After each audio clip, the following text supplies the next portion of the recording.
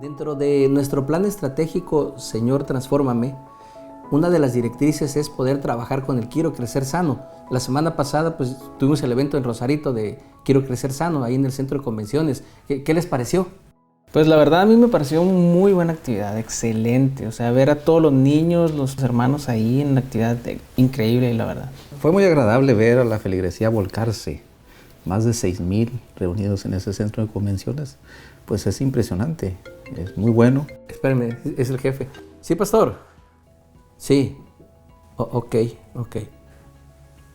Ya nos llegó la pandemia. ¿Cómo? Nos están cerrando los templos. En el grupo de tesoreros están compartiendo un video, mira, de cómo se está ya explotando el asunto de la pandemia, ¿no? En todos lados. Wow, impresionante. Eso quiere decir que pues debemos empezar a buscar como estrategias para cuidar a nuestra feligresía, ¿no? Tenemos que buscar estrategias. Recuerdo que un día estaba platicando con el pastor respecto a qué podíamos hacer para mantener como vivos a la espiritualidad de los hermanos. Decidimos simplemente hacer una transmisión. Fue como con lo que tuviéramos, con eso empezamos, que era un celular y eso fue con todo lo que se empezó. Al principio solamente teníamos las transmisiones, pero teníamos tiempo libre entre culto divino y culto joven, así que decidimos implementar el estudio de las 28 creencias y después nos daba tiempo de visitar a más jóvenes para que se involucraran. Los resultados yo creo que los más visibles fueron que más jóvenes se involucraron y fue donde nació como esa unión de todo el distrito, porque ya no solo éramos Iglesia Valle Verde, fuera de esto eran como lazos de amistad que se hacían con los jóvenes. En ese tiempo llegó Giovanni, el que se bautizó, y creo que fue muy bonito recibirlo a él porque anda en las cámaras ahorita y todo eso, y es subdirector de sonido. De ahí surge ahora que fue, por ejemplo, los nombramientos, de que conocieron nuestras habilidades. Entonces yo creo que eso fue gracias a que estuvimos aquí involucrados pues muchos. Antes de la pandemia no se me hubiera pasado por la cabeza realizar todas esas actividades en un solo sábado. Sin embargo, después de la pandemia vienen las necesidades y todo lo que tenemos que hacer definitivamente es un cambio de perspectiva. Estoy seguro que tenemos que trabajar más aún para llegar a más personas y también estoy muy seguro que nosotros como jóvenes y una unión y una hermandad unida podemos hacerlo. Para mí el recibir la noticia de la pandemia fue algo preocupante porque tenía que adaptarme. Prácticamente hicimos prioridades. Lo primero fue el departamento de evangelismo.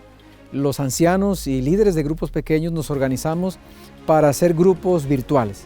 El departamento de ministerio personal salió avante y gracias a Dios hubieron estudios bíblicos. Gracias a Dios en el año de la pandemia el distrito de Palaco alcanzó sus objetivos de evangelismo. Se hicieron 16 campañas de barrio, tuvimos 67 visitas y esas visitas nosotros los inscribimos en un curso y 3 de ellas fueron tomadas por videollamadas. Algo que nos ayudó muchísimo para mantener el entusiasmo en medio de la pandemia fue el estudiar las profecías de la Biblia. Por lo tanto, los hermanos trabajaron sabiendo en su corazón y en su mente que el Señor Jesús está pronto por venir. Estando conscientes del momento profético que estamos viviendo, esa era la motivación. En mi negocio fueron 5 años lo que yo estuve hasta que llegó la pandemia. Me decía mucha gente, bueno, dice, te vemos a ti muy tranquila, como si nada te preocupara, no tienes trabajo, pero no te falta nada. Y le digo, es que tengo un Dios muy grande. Yo cuando metí a mi niña a este colegio, a mí se me hacía algo imposible. Había una ilusión, dije, yo le voy a pedir a Dios que me den trabajo ahí, haciendo lo que sea. Pero para que yo nada más de 2 vueltas al día, no, me decían, sueña, no es tan fácil. Y me dieron el trabajo. Mi fidelidad con Dios sigue siendo la misma. Gane menos o no gane, yo sé que Él siempre va a suplir mis necesidades. Y mi diezmo, ese pues ahí está, ¿no? Intacto. Mi ofrenda, sobre todo pues pensando en que no tenemos un templo y que ocupamos un templo, entonces mi ofrenda también está siempre ahí, pero no podemos dudar. Yo en la iglesia estaba predicando enfrente, o por ejemplo también cantando, o dando el rincón infantil. Y cuando comenzó la pandemia se me ocurrió darle la fe de Jesús. Y entonces fue también cuando empecé a colportar. Al comienzo como que les hacía como una pregunta a la gente. ¿Quién quiere estudiar la fe de Jesús conmigo? Entonces como más de 20 personas me decían yo. Entonces después de ahí pues ya lo que hacía era grabar videos, luego lo publicaba y buscaba a la gente por Facebook y levantaba los videos. Pero mi mamá manejaba las cuentas y de todas nada más una llegó al final. Ella es Vanessa Trujillo. Ella estaba en el mismo trabajo que mi mamá. Juntas ella y yo estuvimos estudiando la fe de Jesús y al final tenía el deseo de bautizarse. Yo no le había pedido que se bautizara porque Dios ya había obrado en ella. Ella se iba a bautizar, pero entonces yo decidí también bautizarme. Hay que seguir predicando el Evangelio, porque entre más rápido se expande el Evangelio, más rápido va a venir Jesús.